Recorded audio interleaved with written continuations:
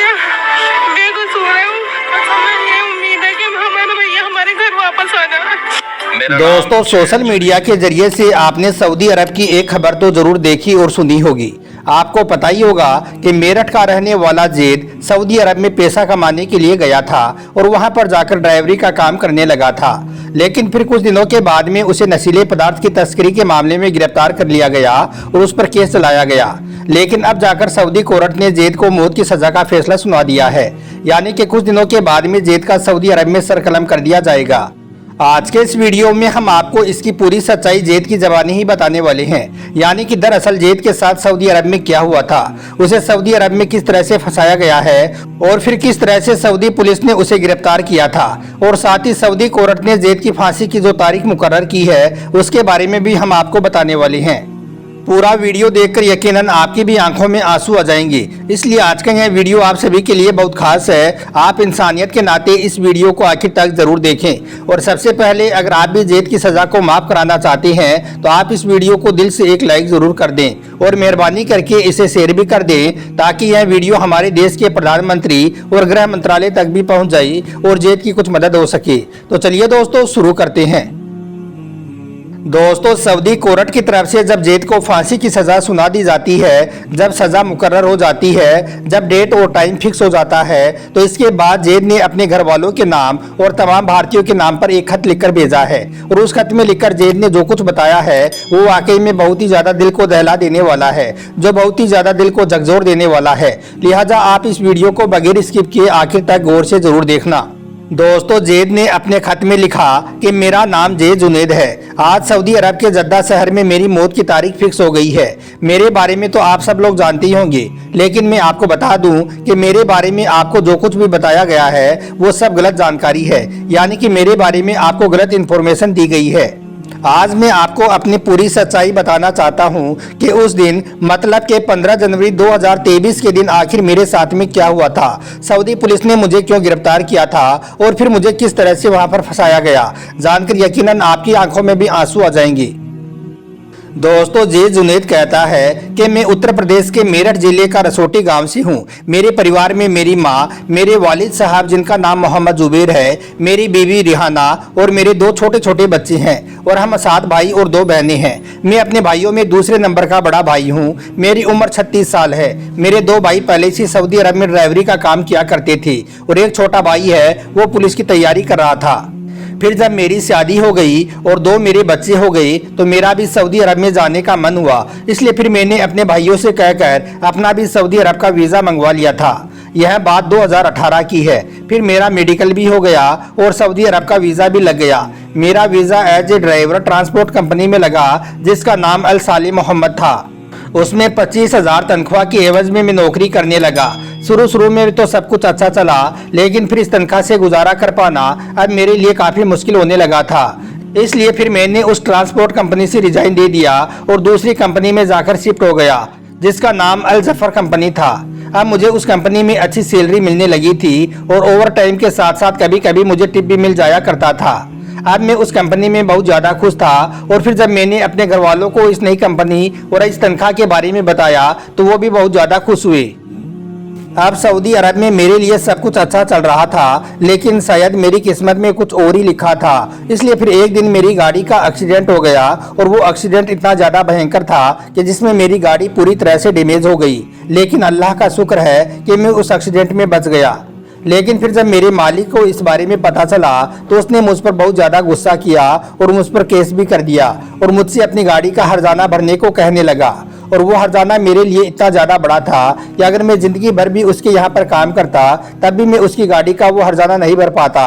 इसलिए अब मैं वहाँ पर बहुत ज़्यादा टेंशन में आ गया था, क्योंकि अब मेरे पास में कोई और रास्ता नहीं बचा था। खैर, इसके बाद एक दिन मौका देकर उस कंपनी को छोड़कर मैं वहां से भाग गया और एक दूसरी जगह पर जाकर रहने लगा। वहां पर रहते रहते मेरा एक दोस्त बन गया था जो पाकिस्तान से था।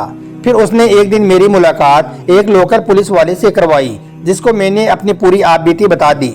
मेरी बातें सुनकर वो पुलिस वाला मुझे तसल्ली देते हुए कहने लगा कि तुम फिक्र मत करो, मैं तुम्हारा केस रफा दफा करा दूंगा। इसके बाद उस पुलिस वाले ने मुझे खाना खिलाया और फिर मुझे कुछ पैसे भी दिए। वो सऊदी पुलिस वाला मेरे लिए एक फरिश्ता बनकर आया था, इसलिए अब मुझे लगने लगा था कि शायद अब सब कुछ ठीक हो जाएगा। खैर इसके बाद उस सऊदी पुलिस वाले ने ड्राइवरी की नौकरी पर मुझे रख लिया। अब मुझे उसके बारे में कुछ भी मालूम नहीं था सिवाय इसके कि वो एक पुलिस वाला है। फिर वो मुझे कई बार अपने घर भी लेकर गया और मुझे खाना वगैरह भी खिलाया। खैर अब मुझे उसके पास में काम करते करते करीब 1 साल हो गया था। वहाँ पर ज़्यादातर मेरा एक ही काम था, वो मुझे कुछ बैग देता था और मुझे उनको डिलीवर करना होता था। अब उन बैग्स में क्या होता था यह मुझे नहीं मालूम होता था, बस मुझे इसके बदले में अच्छे खासे पैसे मिलते थे, इसलिए मैं खुशी खुशी से यह काम उसका करता जा रहा था। और इसके अलावा मेरे लिए यह काम करना जरूरी भी था क्योंकि मेरे सर पर एक सऊदी अधिकारी का साया था, यानी कि मैं उस सऊदी पुलिस वाले की वजह से बचा हुआ था। हालांकि मुझे कई बार उस पुलिस वाले पर शक भी हुआ था और मैंने सोचा भी था कि मैं इन बैग्स को खोलकर देखूं कि इनमें क्या है, लेकिन फिर मुझे लगा कि यह तो एक पुलिस वाला है और पुलिस वाला खुद यहाँ पर कुछ गलत नहीं कर सकता है। बस यही सोचकर फिर मेरी कभी भी उन बैग को खोलकर देखने की हिम्मत नहीं हुई। दोस्तों जे जुनैद इसके आगे कहता है कि अब आया 15 जनवरी 2023 का दिन। उस दिन उस पुलिस वाले ने मुझे 2 नायलॉन के बैग दिए और एक एड्रेस दिया और मुझसे कहा कि तुझे इन दोनों बैग को फला जगह पर डिलीवर करना है। इसके बाद मैं उन बैग्स को लेकर घर से रवाना हो गया। अभी मैं घर से कुछ ही किलोमीटर चला था कि मैंने देखा कि बहुत सारी पुलिस की गाड़ियां मेरे पीछे लगी हुई हैं। फिर कुछ ही देर के बाद उन सारी गाड़ियों ने आकर मुझे घेर लिया। यह देखकर मैंने फौरन ही गाड़ी को रोक दिया। मैं समझ चुका था कि पहली वाली कंपनी में जो मेरी गाड़ी का एक्सीडेंट हुआ था उसी केस की वजह से मुझे पकड़ा जा रहा है। फिर मुझे उन पुलिस वालों ने गाड़ी से बाहर निकाला और मेरी जेब की चेकिंग करनी शुरू कर दी। फिर इसके बाद उन्होंने मेरी गाड़ी को भी चेक करना शुरू कर दिया। अब पीछे वाली सीट पर वो बैग रखी हुई थी, उनको खोलकर वो देखने लगे। अब जैसे ही उन्होंने बैग को खोलकर देखा तो उनको कपड़ों के बीच में कुछ पैकेट मिले जिनमें सफेद कलर का कुछ पाउडर जैसा था। उनको देखकर पुलिस वालों ने मुझसे कहा कि क्या तुम नशीला पदार्थ सप्लाई करती हो। इतना सुनते ही मैं हक्का बक्का रह गया, मेरे पैरों तले से जमीन खिसक गई। मैं थर थर कांपने लगा था। मुझे कुछ भी समझ नहीं आ रहा था कि यह लोग मुझसे क्या कह रही हैं। लेकिन फिर मुझे सब कुछ समझ में आ गया था कि उस पुलिस वाले ने मेरी इतनी ज्यादा मदद क्यों की थी। वो मेरे लिए कोई फरिश्ता नहीं बल्कि वो मेरे लिए मौत बनकर आया था। फिर मैंने उन पुलिस वालों को बताया कि इसमें मेरी कोई गलती नहीं है, मैं तो ड्राइवरी का काम करता हूँ। मेरे मालिक ने यह सब कुछ गाड़ी में रखा है और मुझे वहां तक पहुँचाने का बोला है। खैर इसके बाद पुलिस वालों ने मुझे भी गिरफ्तार कर लिया और उस सऊदी पुलिस वाले को भी पकड़कर ले आई। लेकिन फिर उस सऊदी पुलिस वाले ने यह बयान दे दिया कि यह मेरे यहाँ पर सिर्फ ड्राइवरी की नौकरी करता है। अब यह बाहर जाकर गाड़ी में क्या क्या सप्लाई करता है यह मुझे नहीं मालूम होता है। अब इतना बोलकर वो पुलिस वाला तो पीछे हट गया। और दूसरी बात, यहाँ पर सऊदी में ये कानून भी है कि यहाँ पर अरबी के बयान को ज्यादा सच मानते हैं, इसलिए उन्हें यहाँ पर सजा नहीं होती है।